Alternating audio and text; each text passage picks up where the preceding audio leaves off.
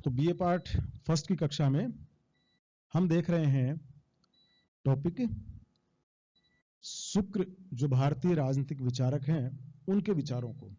तो हमने पूर्व में बात की थी कि ये जो विचार लिए गए हैं शुक्र नीति सार से, ये विचार राजनीति विज्ञान में लिए हैं। तो मुख्य रूप से शुक्र नीति सार जो राजनीति और नीति दोनों का ही एक सम्मिश्रित ग्रंथ है कि राज्य और राजनीति में किस प्रकार नीति युक्त जो राजनीति है उसकी बात शुक्र नीति में कही गई है। हालांकि जो शुक्र नीति सार है इसका ये कब लिखी गई इसके बारे में बहुत ज्यादा मतभेद हैं, लेकिन इस शुक्र नीति सार में इतना निश्चित समझ में आता है कि जैसे अर्थशास्त्र लिखा गया है राजनीति शास्त्र के ऊपर, वैसे ही राजनीति के विषय पर ही यह लिखा गया। लेकिन इसमें मुख्य रूप से जो राज्य के जो एक जिम्मेदारी के रूप में राजा को भौतिकता के साथ नैतिक जिम्मेदारियां भी या नैतिक विकास भी दिया गया है।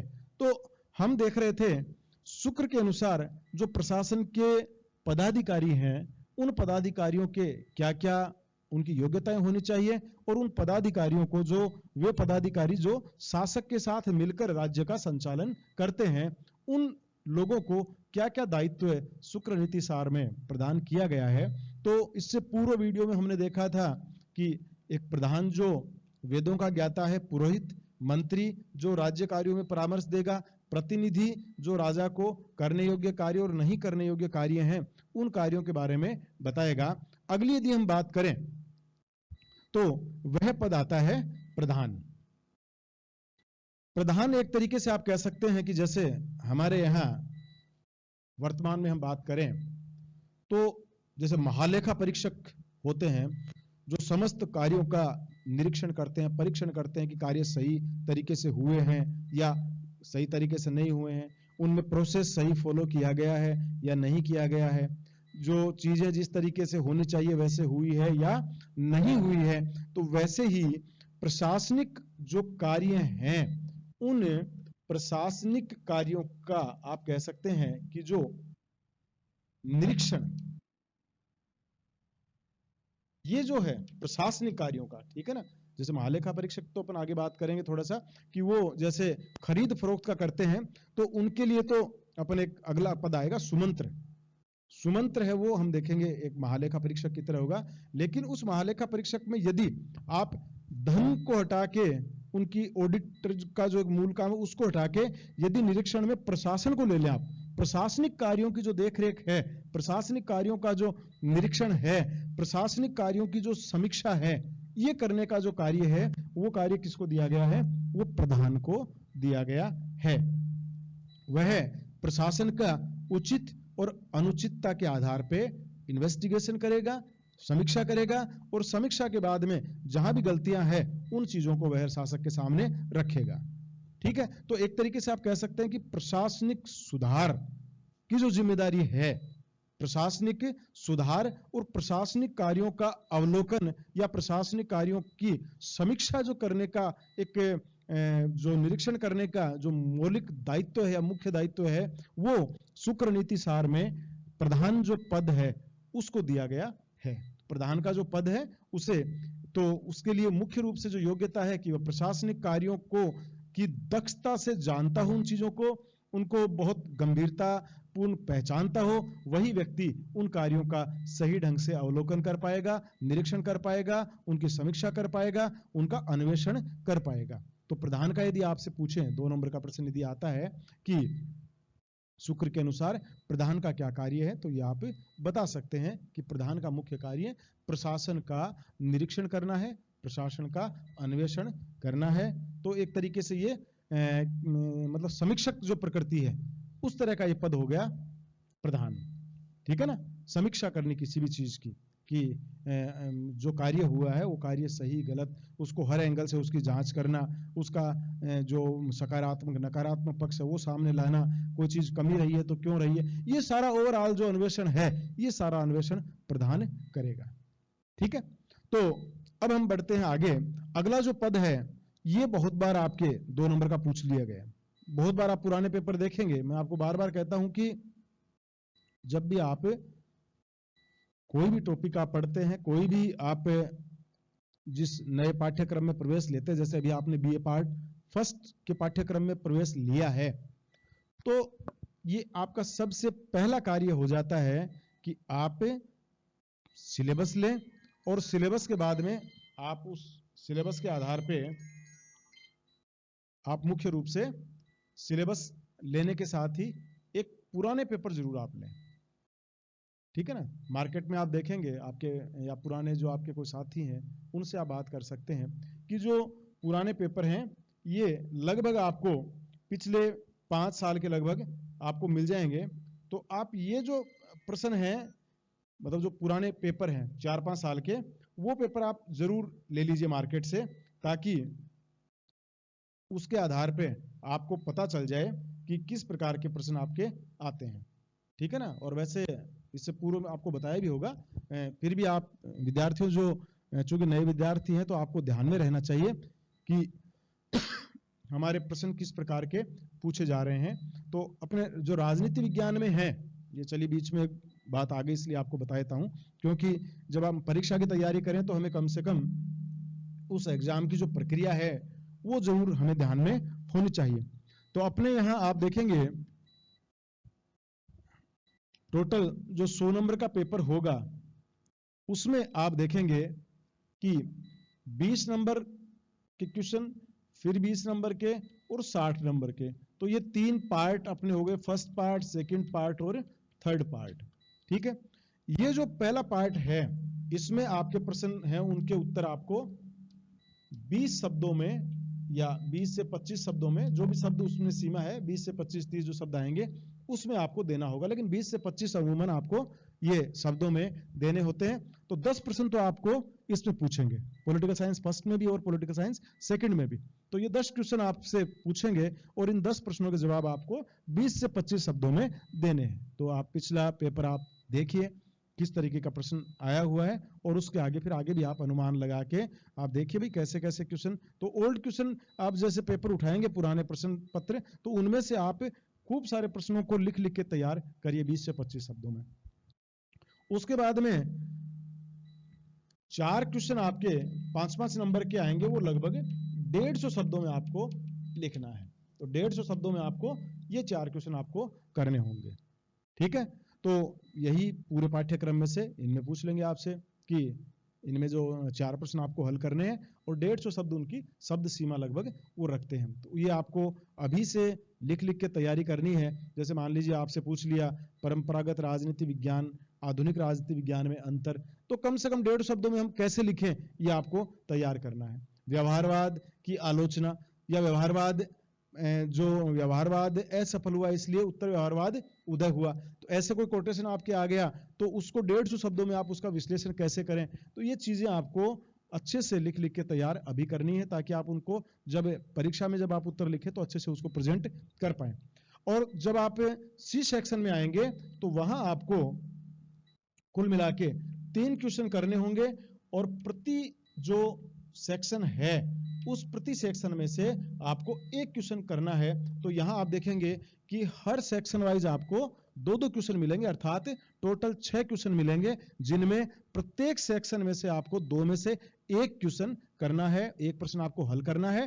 तो 3 प्रश्न आप यहां करेंगे, और प्रत्येक प्रश्न का यहां जो अंक भार होगा वो होगा 20 नंबर, ठीक है। इनमें आप देखेंगे कि यहां आपको शब्द सीमा नहीं मिलेगी, लेकिन यहां आपको अपना जितना समय शेष बचा है ऊपर वाले प्रश्न हल करने के बाद में, तो एक समय सीमा आपको यहां अपने आप निर्धारित करनी पड़ती है कि एक प्रश्न में आपको कितना समय देना है। यह समय सीमा आप स्वयं निर्धारित करेंगे, ठीक है। तो ये है अपना राजनीति विज्ञान में बीए पार्ट फर्स्ट, सेकंड और थर्ड तीनों में एक प्रश्न का एक तरीका है, वो इस तरीके से आता है। तो 20-25 शब्दों के प्रश्न, 150 शब्दों के प्रश्न, और उसके बाद में बड़े विश्लेषणात्मक जो प्रश्न है वो है, ठीक है। तो ये आपका 100 नंबर का एक पेपर होता है फर्स्ट, और 100 नंबर का होता है सेकंड, ठीक है। चलिए अब हम वापस बात करते हैं सेकंड पेपर की, जो अभी हम बात कर रहे थे। तो अगला जो पद है वह प्रशासनिक पद आता है सचिव का पद, ये प्रश्न मैं अभी जैसे बात यहीं शुरू हुई थी अपनी, ये प्रश्न आपसे कई बार पूछ लिया गया है। तो सचिव है, इसका मुख्य कार्य है सेना का संचालन करना, सैन्य कार्यों का संचालन करना, ठीक है ना। ये आप इसको अच्छे से देख लेना, ये कई बार पूछा गया है, सैन्य कार्यों का संचालन, ठीक है। ये सचिव का कार्य मुख्य रूप से है कि वह सैन्य कार्यों का संचालन करेगा। उसका ज्ञान मतलब उसकी एक योग्यता की यदि हम बात करें तो सैन्य संचालन से संबंधित समस्त कार्यों का ज्ञान सचिव को होना चाहिए, ताकि वह जो उसको दायित्व मिला है कि सेना से संबंधित समस्त जो विषयों और कार्यों को वह संपादित करेगा, उन कार्यों को वह कर सके, ठीक है ना। तो सेना से संबंधित समस्त कार्य उनका संचालन करना और उनका पूरा ज्ञान रखना, ये किसका कार्य है? ये कार्य सचिव का कार्य है। अगला है प्राण विभाग। ये एक तरीके से प्राण विभाग का जो पद है, ये हम देखते हैं एक तरीके से आप कह सकते हैं कि प्रधान जो न्यायाधीश का सा कार्य होता है, वो कार्य इस प्रशासनिक अधिकारी को शुक्र प्रदान करता है। और इनके लिए एक मुख्य योग्यता यह है कि इनको शास्त्रों का ज्ञान होना चाहिए, इनको लोक व्यवहार का ज्ञान होना चाहिए कि आम जनता किस प्रकार व्यवहार करती है, बेसिक जो सारी चीजों का जो एक ज्ञान है वो इनको होना चाहिए, ताकि जब जनता से संबंधित विवाद जब सामने आते हैं तो उनका वह विवेचन कर सके लोक व्यवहार के ज्ञान के आधार पे कि किन परिस्थितियों में क्या कार्य हुआ है, वह अपराध है या नहीं है। तो ये जो लोक व्यवहार का ज्ञान और शास्त्रों के अनुसार व्यक्ति सही काम कर रहा है या गलत काम कर रहा है, तो शास्त्रों का और लोक व्यवहार का ज्ञान, ये ज्ञान होता है प्राण विभाग को, और इसका मुख्य कार्य इनको एक तरीके से शुक्र न्यायिक दायित्व देते हैं, ठीक है ना। तो न्यायिक दायित्व में इसलिए इनको विधि का ज्ञान होना बड़ा आवश्यक है, ठीक है ना। तो शास्त्रों का ज्ञान और विधि का ज्ञान, तीन चीजें आपको यहां ध्यान में रखनी है कि एक प्राण विभाग है, उसकी मुख्य रूप से क्या होना चाहिए? एक तो उसको लोक व्यवहार का ज्ञान होना चाहिए, आम जनता के बीच में होने वाले व्यवहार का, दूसरा उनको शास्त्रों का ज्ञान होना चाहिए, और तीसरा उनको विधि का ज्ञान होना चाहिए, ठीक है। इन तीनों ज्ञान के आधार पे प्राण विभाग है वो अन्य न्यायाधीशों के साथ मिलकर और मामले का पूरा विवेचन करेगा, देखेंगे, साक्ष्य देखेंगे, उसके बाद में घटना को किन परिस्थितियों में हुई है वो देखेंगे, और ये सारी चीज देखने के बाद में अपना निर्णय देगा। तो ये कार्य किसका हो गया? ये कार्य हो गया प्राण विभाग का। अब हम आगे बात करें तो अगला जो कार्य है, अगला जो पद है वो है सुमंत्र का।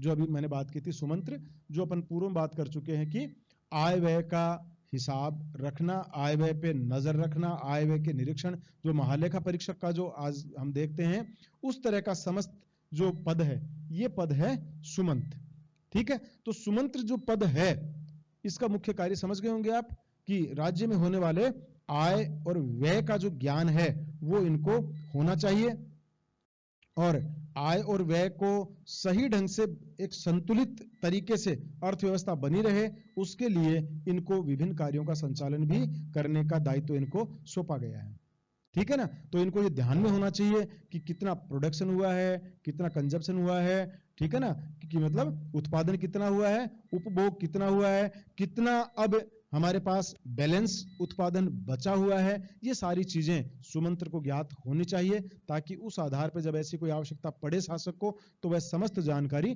शासक को उपलब्ध करवा सके, और जहां कहीं भी मिसमैनेजमेंट यदि कहीं इस मामले में हो रहा हो तो वह उस चीज के बारे में भी जो सुधार है वो कर सके, ठीक है।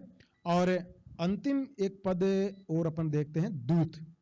एक पद पदाधिकारी है वो है दूत का। ये बड़ा महत्वपूर्ण पद माना है शुक्र ने, क्योंकि ये कहते हैं कि दूत वही व्यक्ति हो सकता है जो व्यक्ति को देखते ही उसके अंदर क्या ज्ञान है, उसके हृदय के भावों को पढ़ सके, ठीक है ना। उसकी मुख मुद्रा को देख के, उसके हाव भाव को देखकर, उसकी चेष्टाओं को देखकर वो पहचान सके कि व्यक्ति सही है या गलत है, छिपा रहा है या सही बता रहा है। तो ये जो ज्ञान जिस व्यक्ति में होगा, एक तरीके की ये जो जिसमें क्वालिटी है, जो एक मैं आप सीधा सा आप मान लीजिए जो आजकल हम जो साइकोलॉजिस्ट होते हैं उनकी तरह एक व्यक्ति होना चाहिए, जो व्यक्ति के हाव भाव चाल चरित्र देखकर उसके हृदय का मतलब उसका आंतरिक और बाह्य चेष्टाओं को देखकर वो उनके बारे में निष्कर्ष निकाल सके, उनको पहचान सके।